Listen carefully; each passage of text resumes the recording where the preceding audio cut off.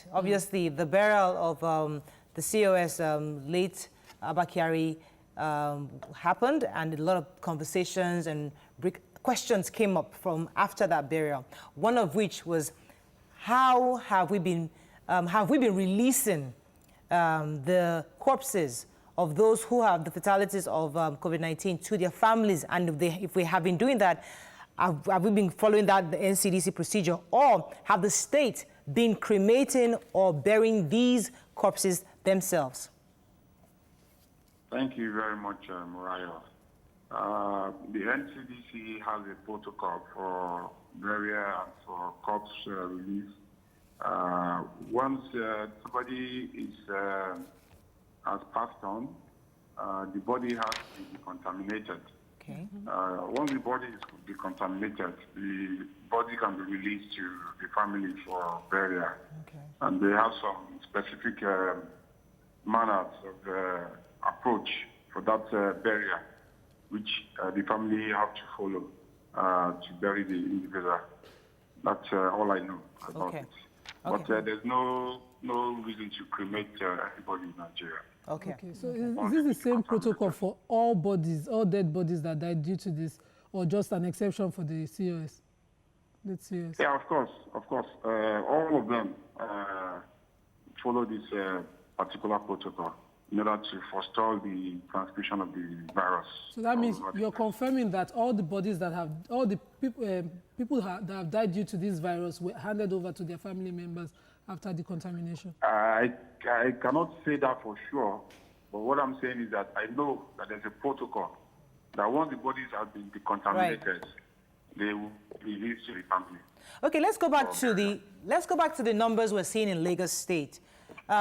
This morning we woke up to 600 and something. I can't remember the figure exactly. As of this morning. Yeah. Now, I watched an interview with the Commissioner for Health yesterday, and he was telling us that the gradient was a bit gentle, that we're not really seeing a spike. It was just going a bit gentle, and it was almost manageable. But when I woke up to the figures this morning, almost about 80-something overnight, that for me is scary. In your view, as a doctor in this COVID-19 fight, what does those numbers mean to you, and how do you react to the figures that we got this morning? Thank you. I'm not surprised, although the figure itself can scare someone, but I'm not surprised at all, because if you have been listening and reading the news, we have been testing more people, far more people than we were testing. We are even going to the communities to comb for cases, to comb for symptoms of cases. So what it means is that we are actually capturing more people in the community who may have had virus more than ever. And that's why you see that figure going up like that. If the lockdown permits us, what that would mean is that you will see a spike like you are seeing now for a while, and then it starts coming down. And that would mean that we have combed and we have picked up the positive cases from the community. That if the lockdown permits us to be able to pick up the cases, and then transmission does not blow out of hand. All right. But what we are seeing now is it's a reflection of the work that's being done, by people who are combing for cases, as we call in active case search. All right. So that is the resultant effect of exactly what is going on in the community. What their activities are. All right. Okay, so we have the numbers, and a lot of people may say also because of the decentralized testing centers, so we're doing more testing. And also, you know, our lockdown is 3 weeks in right now, and we have 1 more week.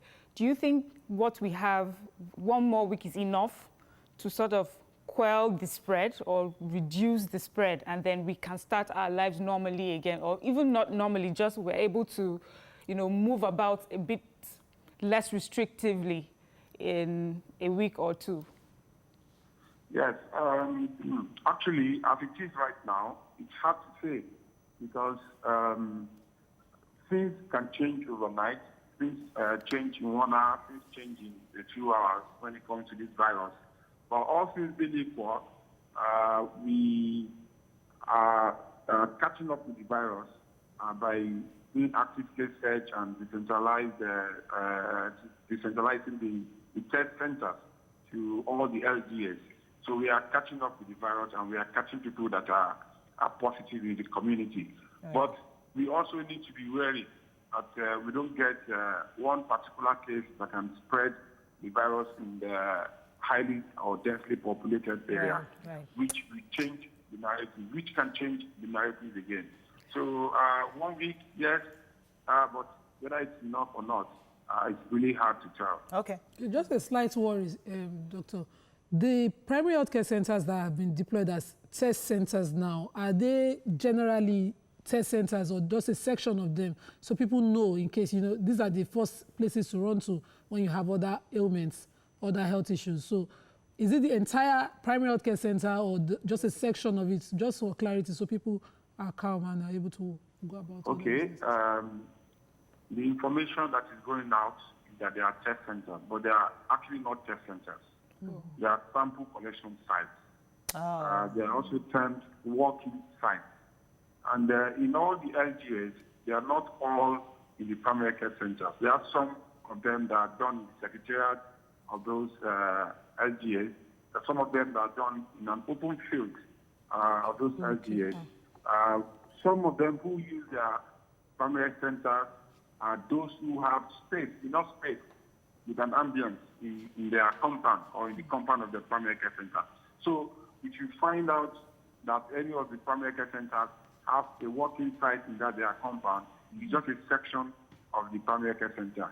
Okay. People who have normal complaints can still go in and make their complaints. Could you give us an idea what to expect when you get to those centers? Because people are scared that when you get there, it might be rowdy, there'll be a breakdown of law. I know there'll be so many people there just loitering around, because we want people to be comfortable to come forward and say, you know what, I might have a symptom, please test me. So how organized are they at these centers? Could you give us an idea? Thank you very much. I was going to get to that because we have been hearing a lot of rumors everywhere.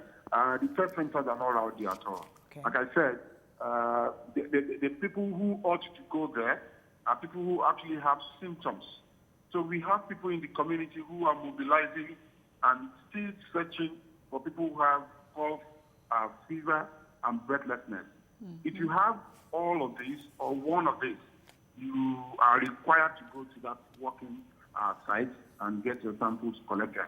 Now, at the working site, the medical officers of health, under the aegis of AMON, Association of Medical Officers of Health in Nigeria, they have organized it in such a way that the whole place is organized. When you get there, you are going to wash your hands, depending on the setup. You're going to have your temperature checked, okay. And then you are going to have somebody talk to you about whether you have cough, fever or not. If you have fever or cough or breathlessness, you will then proceed to be registered by the data collection officer or the record officer, and then your sample will be collected. Within 5-10 minutes, you are done.